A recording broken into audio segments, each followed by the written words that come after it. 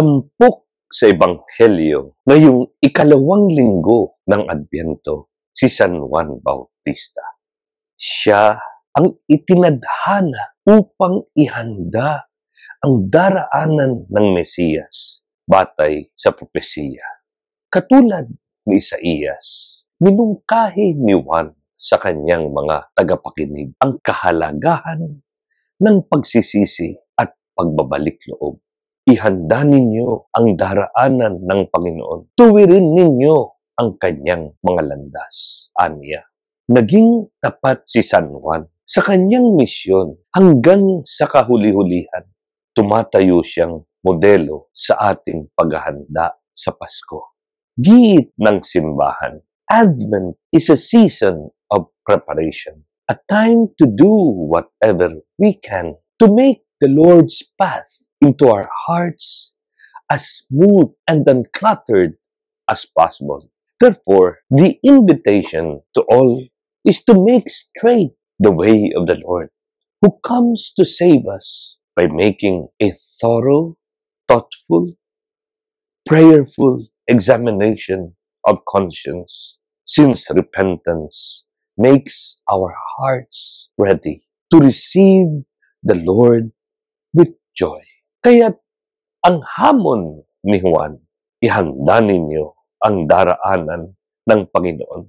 Pagsisihan ninyo talikdan ang inyong mga kasalanan. Makatotohanang pagbabago, bugso ng sinserong pagsisisi, kung gayon ang paanyaya sa atin ngayong mga araw ng paghahanda sa pagdatal ng Panginoon. Hindi panlabas lamang ang panawagan ni Juan sa mga tagapakinig. Kalakip nito ang babala sa mga palalo at mapagkunwari. Matapang niyang tinawag na mga ulupong ang mga Pariseyo at Saduseyo na kanyang hinamon. Ipakilala ninyo sa pamagitan ng inyong pamumuhay na kayo'y nagsisisi dahil lilipulin ng Diyos ang mga masasama niya.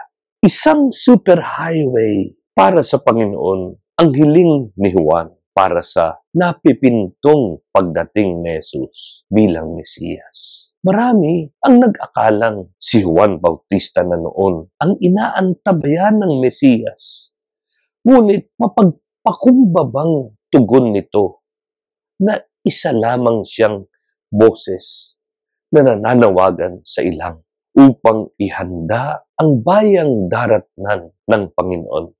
Katulad noong panahon ni Juan, nais ng Panginoong Jesus muling pumasok sa ating buhay at manahan sa ating puso ngayong Kapaskuhan. Bagay na dapat nating seryosong paghandaan. Inaanyayahan tayo ng simbahan na pakinggan at tupdin ang hamon ni San Juan, ang banal na tagapanguna at tagapagbinyag upang punuan ang ating mga pagkukulang sa Diyos. Ituwid ang ating mga liku-likong nakagisnan at patagin ang mga kalabisan natin sa kaugalian.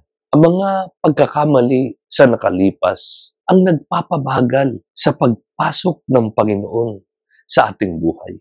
Maingat na paghahanda ang kailangan upang bumalik ang muling pananahan ng Diyos sa ating puso. Darating at darating ang Panginoong Jesus ngayong Pasko.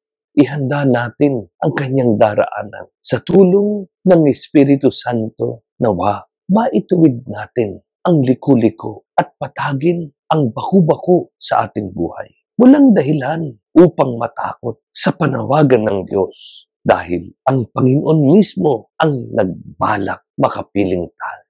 Hindi pa ang gagamitin natin upang salubungin siya, kundi ang ating puso. Sapat nang buksan ito para siya'y papasukin. Huwag nawa nating sayangin ang pagkakataong muling makapiling ang Panginoong Hesus ngayong Pasko. Ang panahon ng pagbabalik loob at pagbabago ay ngayon na.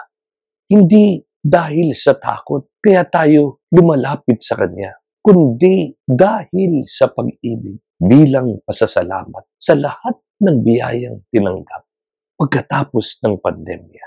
Pasalamatan natin ang Poon sa kanyang kabutihan dahil hanggang ngayon buhay pa tayo.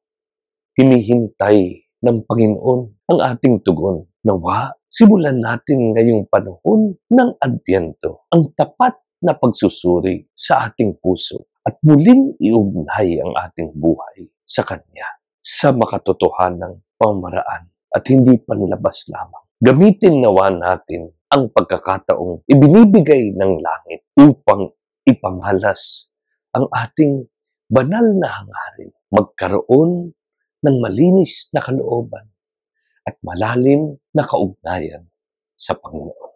Sa huli, paalala ng simbahan ang malalim at personal na pakikipag-ugnayan sa Panginoon ang magbibigay sa atin ng lakas at tatag sa gitna ng mga pagsubok upang magawa nating ay pagpatuloy ang gawain na iparating sa lahat ang kabutihan at kadakilaan ng Diyos.